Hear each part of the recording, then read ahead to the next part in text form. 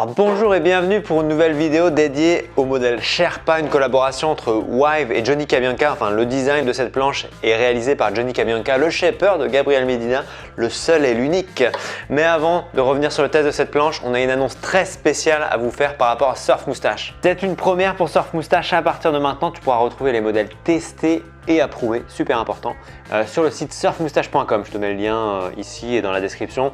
En fait, l'idée est d'apporter vraiment une continuité entre le test de la planche et la possibilité d'acquérir la planche, en l'occurrence version neuve. Donc l'idée est toujours de t'apporter un maximum d'informations, de transparence sur la construction, la provenance de la planche, sur qui sont les personnes qui réalisent les planches qu'on présente. Et de l'autre côté, l'idée est de t'accompagner dans ton achat pour être certain que tu fasses le bon choix et pas que tu te retrouves avec une planche qui ne te corresponde pas. Et qui dit lancement, dit offre de lancement. Retrouve cette planche avec une offre de réduction directement sur le site surfmoustache.com. Et comme d'habitude, on regarde qu'on est bien abonné pour être sûr de ne pas louper la prochaine vidéo et supporter Surf Moustache.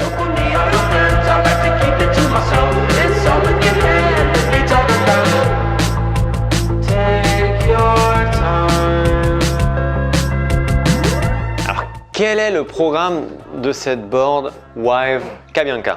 Alors cette planche a clairement une outline de mid-length old school. Si tu n'as pas vu la vidéo sur les différents types de mid-length, je te mettrai le lien également pour que tu puisses aller checker ça. Et toujours est-il que cette planche est faite pour un large type de surfeur. Elle est faite pour les débutants intermédiaires jusqu'aux surfeurs experts.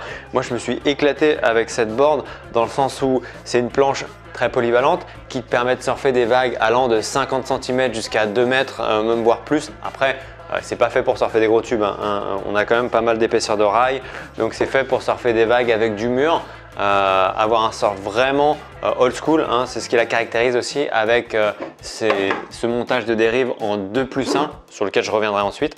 Mais toujours est-il que c'est une planche très grand public. Au niveau des cotes, on est sur une 6-8 21 2/3 pour 42,5 litres. Rentrons dans le vif du sujet en parlant maintenant de la construction de cette planche. Oui, parce que c'est une planche imprimée en 3D.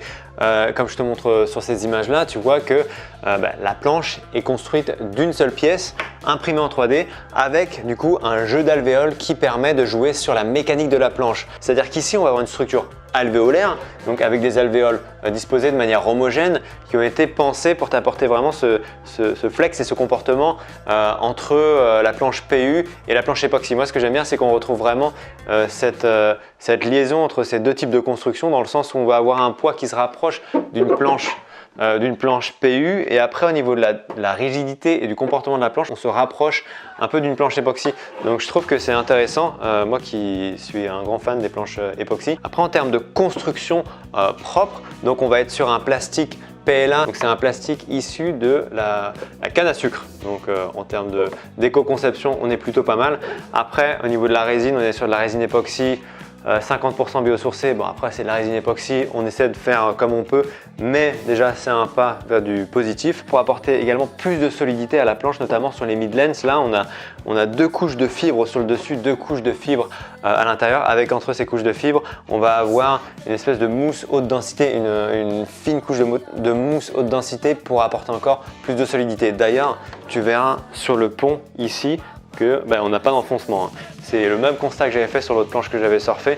On n'a pas d'enfoncement, ce qui donne un pont nickel. Autre point qui dit planche avec du vide à l'intérieur dit vis de décompression. Comme tu le vois ici à l'arrière de cette planche, on a une vis de décompression. Elle a 2 utilités du coup, cette vis, donc la pression, gérer la pression, et en cas de pète, si tu as des infiltrations dans la planche, tu pourras tout simplement dévisser la vis pour vider l'eau à l'intérieur.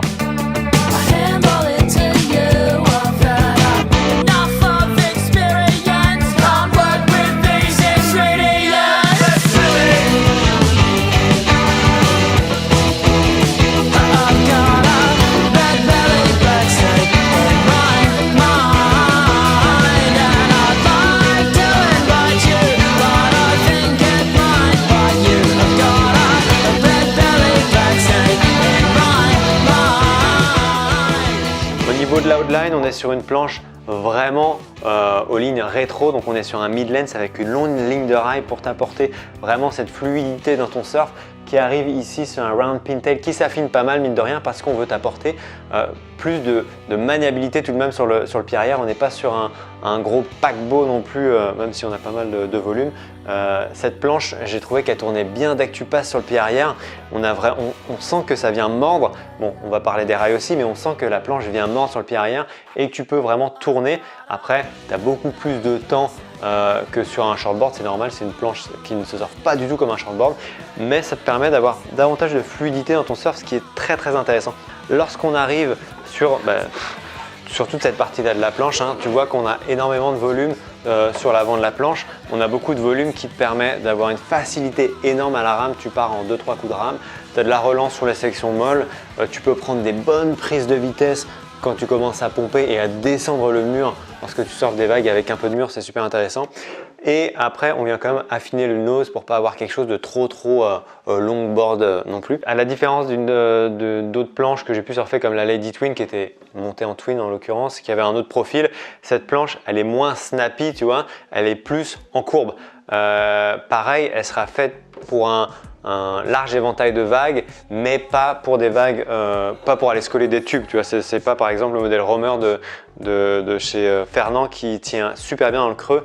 Ici, on est plus sur une planche polyvalente avec des jolis rails ronds pour surfer des vagues de tous les jours et des vagues même allant d'une certaine taille, mais pas du creux, même si ça passerait.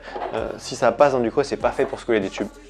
Maintenant, lorsqu'on regarde l'épaisseur, on a pas mal d'épaisseur, surtout de la deuxième moitié avant de la planche, tout simplement pour t'apporter une excellente portance, facilité à la rame, je t'ai dit tout à l'heure aussi relance dans tes manœuvres. On vient s'affiner très nettement sur l'arrière et tu peux voir que les rails arrière sont assez descendus. Et c'est ça qui est intéressant sur cette planche et c'est pour ça que je te disais lorsque tu te mets sur le pied arrière, vraiment pour pousser, tu sens le rail qui accroche et c'est ça qui est intéressant. Maintenant, lorsqu'on regarde la carène de cette planche, on commence dès le début ici avec un V. Donc, je rappelle, le V, c'est cette forme légèrement conique, c'est-à-dire qu'on va être plus élevé au milieu de la planche que par rapport au niveau des rails et donc ça te permet d'avoir de chasser l'eau sur les côtés, d'avoir une meilleure bascule d'un rail à l'autre et également de t'apporter une meilleure entrée dans l'eau parce qu'on commence ce V très tôt sur cette planche. Toujours ce V qui s'intensifie lorsqu'on arrive vers l'arrière de la planche et à partir d'ici de l'arrière, on vient vraiment voir se former un double concave, c'est-à-dire que dans ce V, on va venir creuser chaque partie à droite et à gauche de la planche pour t'apporter cette fois-ci plus de lift sur cette planche de lift, c'est-à-dire que en fait ça va concentrer l'eau sous ta planche pour t'apporter légère surélévation et du coup générer davantage de vitesse. C'est vrai que cette planche est rapide.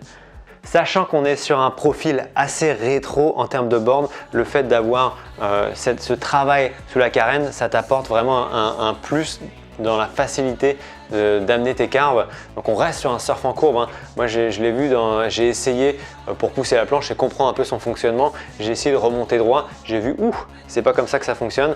Après j'ai commencé à planter le rail et vraiment à suivre ma trajectoire. Là j'ai senti que ça accrochait bien. J'ai pris des bonnes prises de vitesse aussi sur des jolis murs. Il ne faut pas oublier que non plus Johnny Cabianca, c'est le mec qui fait des planches pour Gabriel Medina. Donc le mec en termes de surf performance il s'y connaît. Donc quand il prend un mid-length, à mon avis, le mec, il va pas faire un vieux mid-length de papy qui bouge pas, qui va tout droit. Donc très intéressant la vision qu'il en a lui en tout cas avec cette Sherpa.